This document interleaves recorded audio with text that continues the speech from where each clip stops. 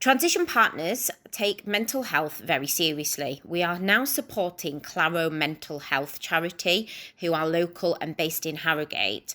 We are working closely with Richard Kenny, who is the IT director at TechBuyer. Claro operates as a commercial workshop making goods for businesses which enable those with long-term mental health conditions to function in a voluntary real work environment. We would love it if you can join us in supporting this amazing cause and charity and donate what you can. Any amount would be greatly appreciated. Thank you very much, and thanks to all our listeners.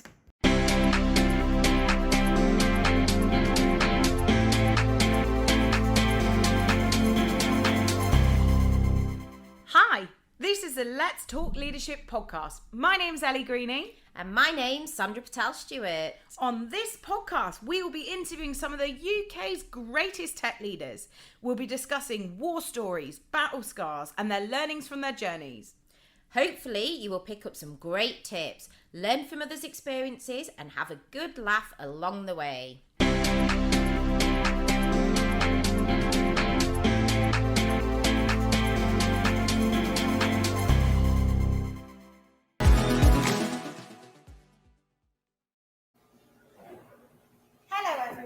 And welcome to the Let's Talk Leadership Live podcast at AI Tech North. We're discussing leading innovations today, which is super exciting. We're so happy to be here. Sandra and myself started our podcast over 6 months ago in order to help inspire the next generation of tech leaders. Since then, we've interviewed some awesome leaders from across the globe, and it's been one hell of a journey, hasn't it, Sandra? It sure has. So today, actually, it's our first live session. So we're super happy to be joined by some of the North's greatest tech leaders. We have Russell Collingham, who is the head of technology at Hedgehog Labs, who are ranked #1 mobile app developers globally. We've got Cate Kalson, who's the director of data strategy at Wyman, who are a global leader in management consultancy. And we've got Neil Dunlop, who is the tech director at InfinityWorks, who are a consultancy unlocking the value of the next industrial revolution. And we're super happy because Neil's making a second appearance on our podcast. So thanks so much for joining us, guys. How are you doing? Hi, nice to see you all, guys. Hi. So first of all, thank you very much for all three of you taking, for our lovely speakers, taking time out of your day. I know you've all got busy schedules. What we'd like to do initially is if you could each start by introducing yourselves and just give us a little bit of background with regards to your responsibilities. So Neil, if you'd like to go first. Sure. So, hi guys. I'm Neil Dunlop. I'm the tech director of InfinityWorks. I make sure that we make best use of technology to solve our customers' problems and make sure we deliver on our promises, essentially. Fantastic. Russell? Very similar to Neil, actually. So I'm head of technology at Hedgehog Lab. I run a team of about 20, mixture of developers, architects, DevOps engineers, QA team. And we work, as an agency, we work on about 10 to 12 projects concurrently at any one time. And I manage the technical resources that are involved in those projects. I also work a lot with the sales team on the pre-sales, engaging with clients, potential clients, to work out what they need from a technical perspective. Fantastic. Thank you very much. And Cate? Have we lost Cate? This is a great thing about when you do a live podcast. So we might just have to come back to Cate. We'll come back. We'll come back to Cate. So for those that are listening in at the moment, so Elly and I have prepared some lovely questions for our amazing speakers. So we'll go through a few questions, but in the meantime, there should be a chat pane that you can use to ask some questions. We'd love to be able to have some live questions to answer once we've gone through a few questions that we've pre-prepared. So first question, how can we all prepare for the future as leaders? And I shall ask that first one to Russell, please. Well, as a technical leader, I'm kind of an expert in no area and knowledgeable in all areas. but it's impossible to keep on top of everything. So one of the things I do to cheat is I try and hire experts in those areas. Good So idea. so I don't. It's impossible to keep up with all the latest iOS releases, or the latest Android releases, or the great latest web frameworks that you should be using, or the cloud technologies and the new. Amazon's got hundreds of services, all with 3-letter acronyms that you don't know what they are. You can't keep on top of all of these things. So I try and make sure that I hire good people, work with a team, and empower them to keep up with that knowledge. So I want to work with Android developers as part of my team who know what Google are going to announce before Google know it. So that's how they keep me informed with what's coming ahead, really. Fantastic. Apologies, Cate. We've now got Cate back. Cate, we just, if you don't mind, just doing a little introduction about yourself and your responsibilities, and then we'll go back to the questions. Sure. Sorry about that. I don't know. I think my Wi-Fi is not playing nicely. Okay. Yeah, I work for Oliver Wyman, and I lead our specialist data and analytics team in the UK. So we have 30 people based in Newcastle and in London. And we support our kind of client teams that are typically more industry oriented with specialist data analytics skills. Fantastic. Awesome. Brilliant. So, so we were just, Russell very nicely answered our first question, which was discussing around how we prepare for the future as leaders. So if we go back over to, I guess, Neil, to see what your view is on this topic. Sure. Thanks, Sandra. I think to echo a lot of what Russell's already said, I think you have to be open-minded. You have to be prepared for change. Everything is going to change. You're never going to be able to master everything. You can definitely hire great people that have some deeper technical knowledge or process knowledge than you do. But I think the current situation has really highlighted how fast things can change. We all held on to a bunch of beliefs about how the world worked, how business worked, and that was tipped on its head in the space of 3 months, essentially. So I think learning to embrace that change and accept that you're not going to nail everything down, and being flexible is really, really important. And getting your teams aligned to that fact of the world is going to change. It's going to keep on moving, and they shouldn't be too concerned about it. They just need to embrace that change and keep a broad mind and to keep learning new things. Mostly, I mean, listening, essentially, to take the pulse of the world and see what other people are doing. We all have a habit of I guess, in our positions of talking a lot and sharing our opinions. We kind of get paid to share our opinions, but there's an awful lot of value in stopping and listening and seeing what other people are saying, and distilling that down and making a plan of attack from there, really. So, it's that classic thing of listening more than you speak, essentially. He says talking. Fantastic. Anything I'd else agree. I was just going to say no two clients are the same. So exactly what Neil says, be open-minded. So a new client comes along, you don't try and pigeonhole them into one solution. Look around for innovation. So we recently worked with a client in the Caribbean. Oh, wow. We didn't know any payment providers that supported the islands in the Caribbean. So we had to do some research. We found a few local ones. We found a few global ones like PayPal and WorldPay, but we also found some local ones that we'd never heard of before. So it was a case of trying to innovate on the fly, work out, spend some time researching with my architecture team and solutions team to try and come up with those ideas. And I absolutely agree with Neil. Be open-minded and look for new solutions to help you. Fantastic. It's all about the people, isn't it? And having the right people behind you, and like you say, listening in order to develop those people. We can't all be experts at everything, can we? So I completely agree. Cate, over to you. Sorry, do you want me to repeat the question? Because I know you've kind of been in and out a little bit, struggling with connection. I think it's okay. I think I have heard a lot of the same things that I tend to say, which is around listening. And I think the only additional thing I would say is that it's trying to actively seek people that are going to have a different perspective than you. So it's really trying to avoid that bubble thinking. And as Russell said, that comes, I think, very naturally when you work with different clients, because they kind of force us to not be allowed to have that perspective. But you can still kind of get into it internally So I think the more you can try to kind of use diverse perspectives. Fantastic. So on that point, obviously we're talking about the people and what we can do as future leaders. It'd be really great to understand from the speakers what's your what you feel is the best way to inspire innovation within your teams. After you, Russell, go ahead. I was just going to say, actually, a lot that I initially came to Hedgehog Lab as a contract developer, and got flipped into a permie. One of the things that inspired me to join the company was the innovation from the design and product teams. I guess that's not a technical answer because it doesn't come from the developers. It comes from for us, it's all about the solution, not just what the technical team does.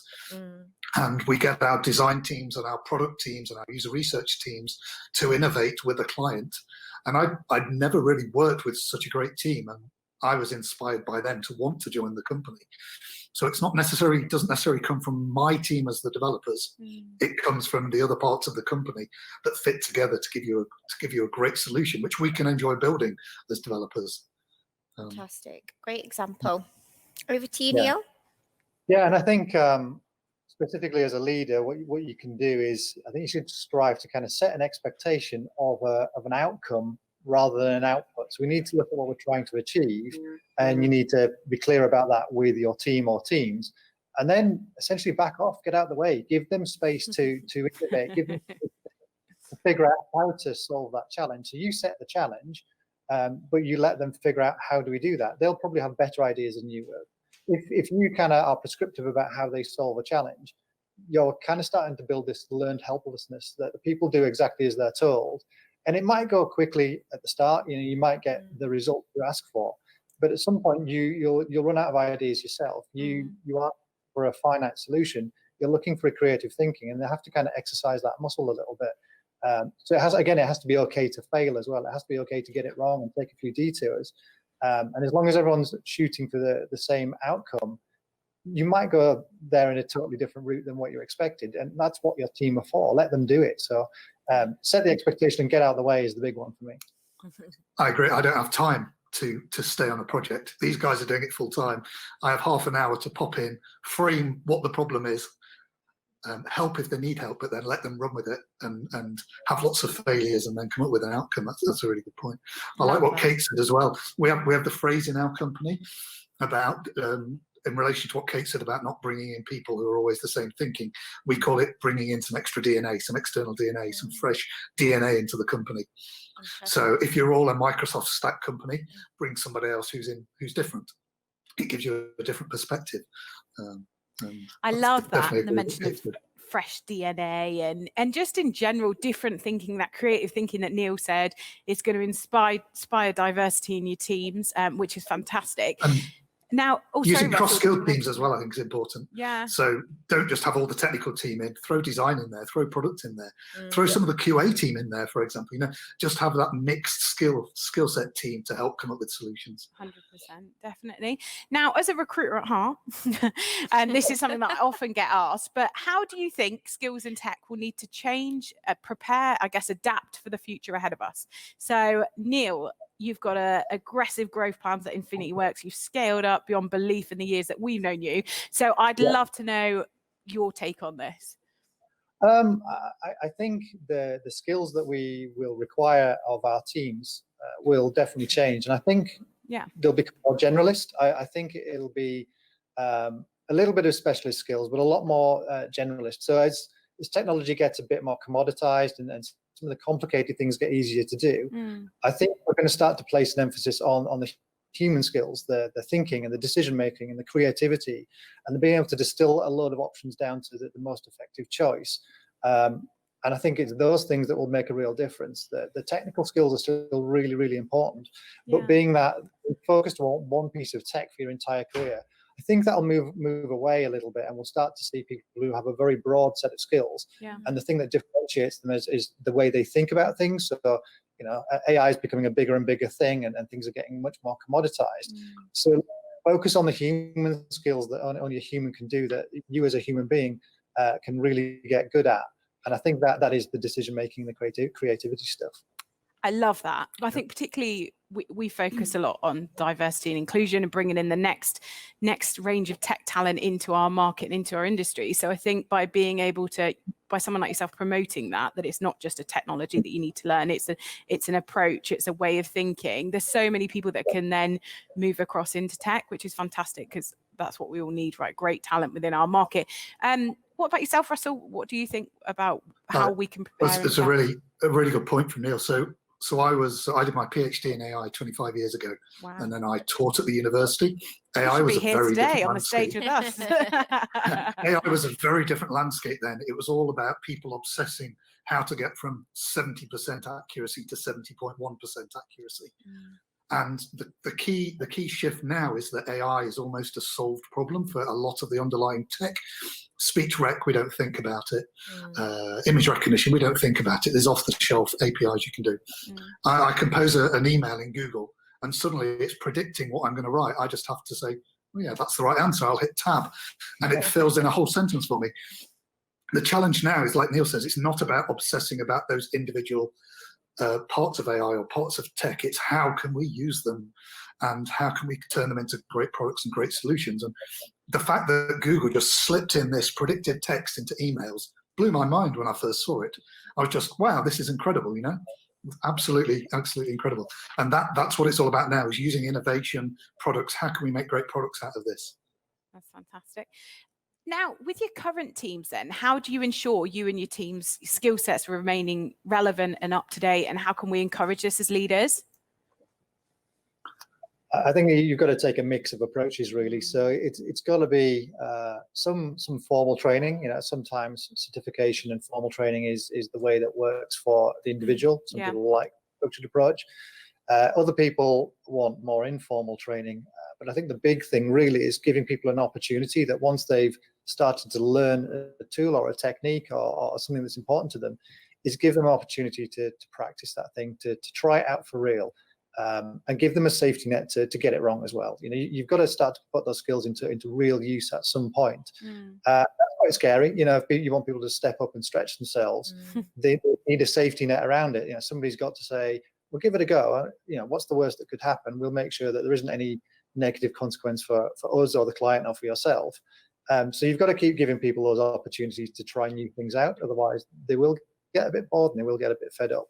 So I think almost again, it's giving them space to try things, giving them some structured support, but they've got to have a desire inside them to learn new things as well. So keep challenging people and saying, what more do you want to do with your career? What would you like to learn? Do you think that's aiming high enough? You know, and are you taking all the right steps to get you to the right place? We'll keep feeding in the opportunities. You've got to keep taking the steps with us. So yeah, I think giving them opportunities is the bottom line for me. I love what you mentioned there about keep challenging your workforce. It's just so important, isn't it? Russell, what about what do you get up to at Hedgehog Labs to ensure that? So you've met Sarat. One of the challenges we have. We loved Sarat. He came on the podcast. He was hilarious. Yeah. Such a great One of the leader. challenges we have is that the CEO is always selling things before we've had time to play with them.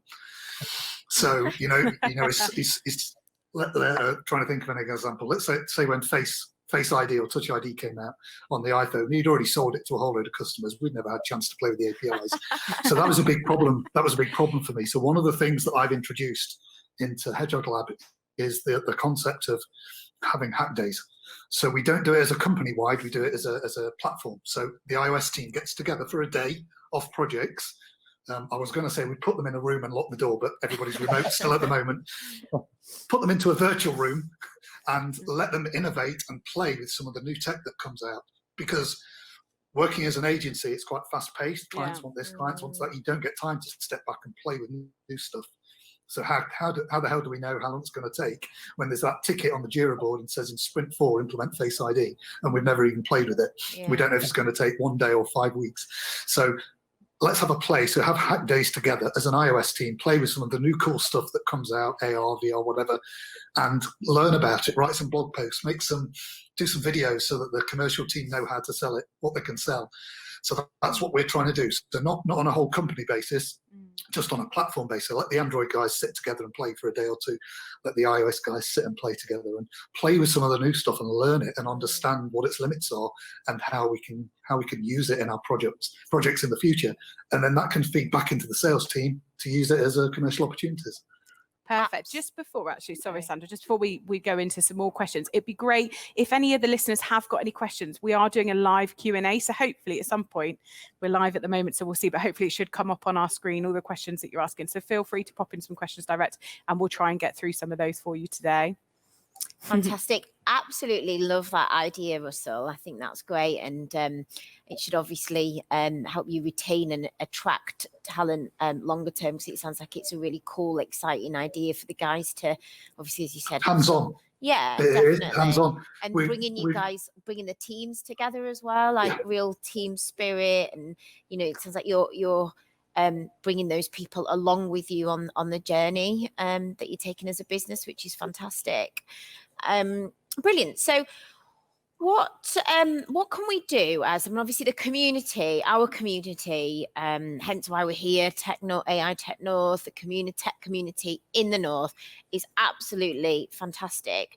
What can we do, in your view, to ensure that sustainable talent is available and continue to be available within technology? And Neil, I'll let you go for that one first. Thanks.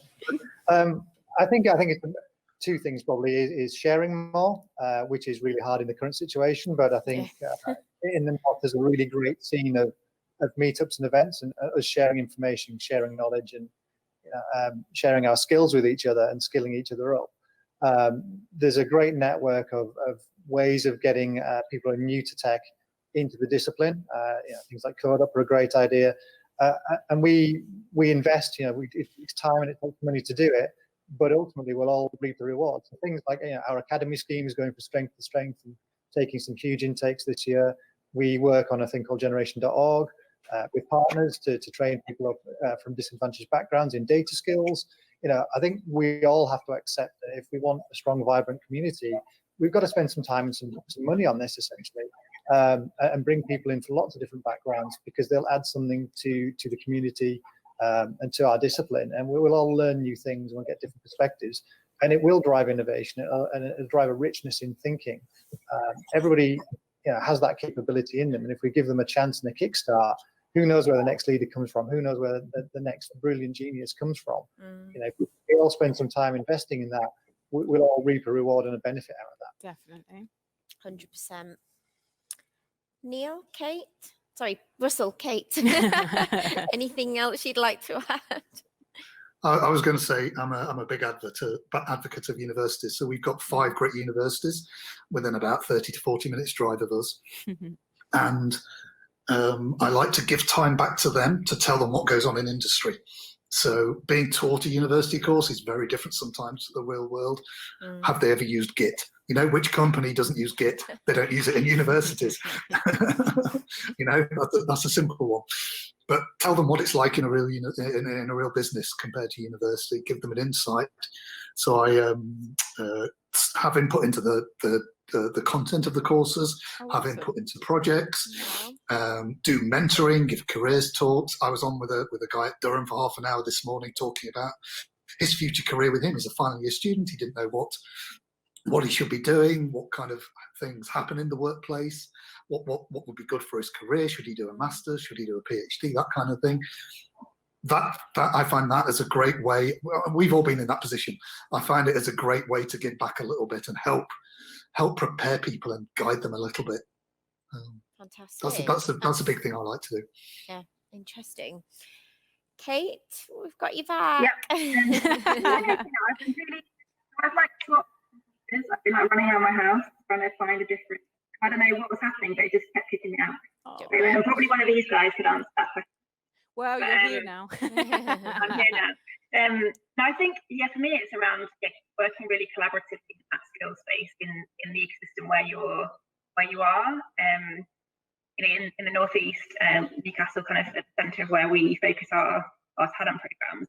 There's a fantastic kind of community of people, a pretty well organised organisation that I'm involved Dynamo Northeast.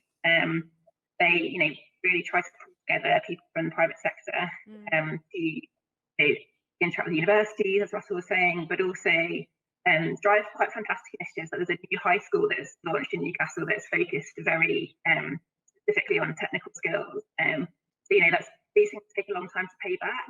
They're never going to be like immediate. Next year we can see a complete step change in types of talents available. So we all have to work, I think, collaboratively on what are those investments we're going to make broadly. And what I've also found is the public sector is getting better at engaging with this as well. So, the kind of combined authorities, particularly the metropolitan kind of regions, really understand that technology has been the driver of economic growth in the last 5-10 years, and they want to kind of be competitive as regions. So I think the more you can engage with them, drive those programs, they want to listen to the tech community to understand how to kind of really make progress. So I think if you're not involved in that and you're interested in that space, find out which organisations there are near you that you can get involved with and really make a difference. It's fantastic. One thing for me as a podcast host, I mean, we've been doing this over 6 months now, but leadership's been a journey for me, and I've learned so much from all the amazing guests that we've had on the pod. But we all know leadership can be very challenging. I'd love to know what's the best bit of leadership advice you've ever received. Let's start with Cate while we've got you. I think you've got me now. I think that one thing that has been kind of really useful for me actually recently is someone said to me, don't let leadership be lonely.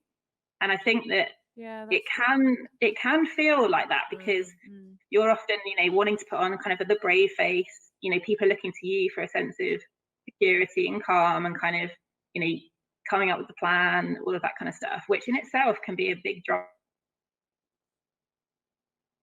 Oh gosh, no. Really figuring out who you can then be kind of honest with is important. And there's always someone else. Maybe it's a peer, maybe it's someone from a different team, where you can really go to and say, I'm stuck on this and it's worrying me. And don't feel like you have to do things by yourself. And that's a really good piece of advice. 100%. That's really great. Yeah. I've been lucky enough to meet some of your leadership team, senior leadership team at Oliver Wyman. You've got some great people to network with and help support you with that. What about yourself, Neil? What advice have you got for people who are finding leadership particularly challenging? It's an infuriating, simple question, really. And the person that imparts this to me regularly will be laughing now, but I'm going to have to give them credit to it. And it's a simple question of what's the problem we're solving. So when you're in the middle of doing something, we all have an ego, we all have our preferences, and you can get very wedded to the way of doing something. You can get very wedded to my approach or my opinion. And often I find that when it's getting a bit heated and somebody will say, well, what's the problem we're solving here? Take it back to what's the challenge, what's the outcome we'd like to achieve. It reframes your thinking and you think, well, I'm arguing over whether my way is the right way versus a different person's different way. We're arguing over the wrong thing. We should be focused on what we're trying to achieve, and that will allow you to think a bit more creatively about how you do it. So we often argue about how, and we should be thinking about what are we trying to get to. So asking that question in the middle of a conversation is quite useful to make everyone kind of stop and reset, and park all of that ego and park all of that defensiveness, and really focus on what's of benefit to the company or the customer or the project you're working on, because we all want to achieve a positive outcome, whatever we're doing, and it forces you to think a bit more creativity. So that one, much as I would hate to give credit to that particular phrase, because it drives me mad when I'm in the middle of a conversation. But yeah, what the problem we're solving here is often the very big one for me. Awesome. What about you, Russell? Share your words of wisdom. Two little nuggets. One was passed down to me, and one which I live by as well. So the one that was passed down to me was don't be afraid to make hard decisions. And as a leader, that may involve letting people go. It may involve stopping what you're doing and redoing it in a better way. It may involve a hard conversation you've got to have with a client. But don't be afraid to make those hard decisions and make them as early as possible. If you've got to make them, don't let them linger. Things feel a lot better after you've made that decision and acted upon it. And from a personal point of view is don't settle for average. Whether that be hiring the right people or in what you're building for a client, don't build something mediocre, because for your client, it's the thing that they believe in. So they want you to believe in it as well. So don't settle for average, and don't be afraid to make hard decisions. That's fantastic. And I think that growth mindset that you've got there shows a lot of the successes I'm sure that you guys are having at Hedgehog Lab. I'd love to know if there's any leadership training or books that you would really recommend. So Cate, let's start with you. What have you got any recommendations for us or for the viewers? So I think for me, it's anything which is really around like different personality types, and that builds on people's kind of self-awareness of different preferences. I've been quite surprised, because like I came through kind of a consulting or human focused strategy consulting background, then I kind of moved to tech. So I was exposed to kind of thinking around different personality preferences very early.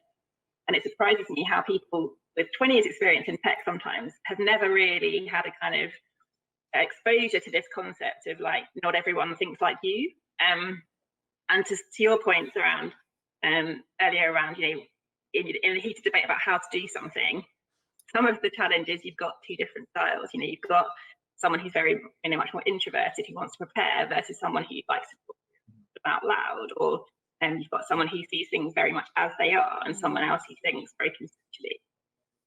So I found that this has really unlocked some people, you know, in our team who maybe have struggled or have found it hard to move through conflict. Really, really helped them. There's various different versions of it. Myers-Briggs is a classic.